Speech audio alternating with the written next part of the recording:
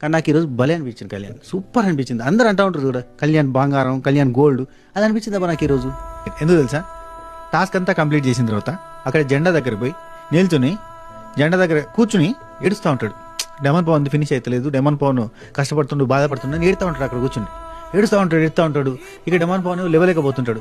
Demon Pawan ఆఖరికి అందరూ చెప్తుంటారు, అరే నీది ఫినిష్ చేయరా, నీది ఫినిష్ చేస్తే డెమాన్ని తీసుకుని పోయి వాడికి మసాజో గీసాజో చేద్దాం రా నాయన అంటే అట్నే కూర్చుని ఉంటాడు. వాడు కంప్లీట్ చేసి వస్తాడు అన్న సెన్స్లో కూర్చుంటాడు. ఆ తర్వాత డెమాన్ ఉండి రే కానీరా నాకు కానీరా అంటాడు. అన్నాక పోయి ఇట్లా గుంజి అప్పుడు గట్టి అది అది అది చేస్తాడు. నాకు అక్కడ నచ్చింది. అంటే డెమాన్ పవన్ వస్తాడేమో వచ్చేదాకా ఆగుదాం అన్నట్టుగా ఉన్న చూడు, ఆ యాటిట్యూడ్ నాకు భలే నచ్చిందబ్బా. రెండోది నాకు కళ్యాణ్ నచ్చిన ఇంకో ప్లేస్ ఏంటి తెలుసా, టాస్క్ అంతా అయిపోయిన తర్వాత మీకు మిడ్ నైట్ ముచ్చట్లలో ఉంటుంది అది.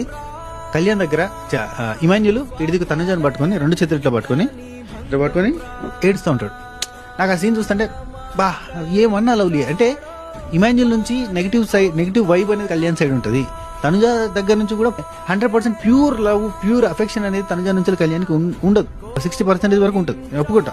కానీ 100% అయితే ఉండదు. తన కళ్యాణ అన్నప్పుడు ఖచ్చితంగా తన సైడ్ తీసుకుంటుంది. కానీ కళ్యాణ్ తనుజనా అంటే తనుజ సైడ్ తీసుకునే రకం. సో అంత ప్యూర్గా ఇటుదికి ఇమాన్యుల్ కూడా అంతే ప్యూర్గా లవ్ అండ్ అఫెక్షన్ చూపిస్తూ ఉంటాడు. నాకు అది బాగా నచ్చిందబ్బా. ఇంకొక సందర్భం చెప్తాను.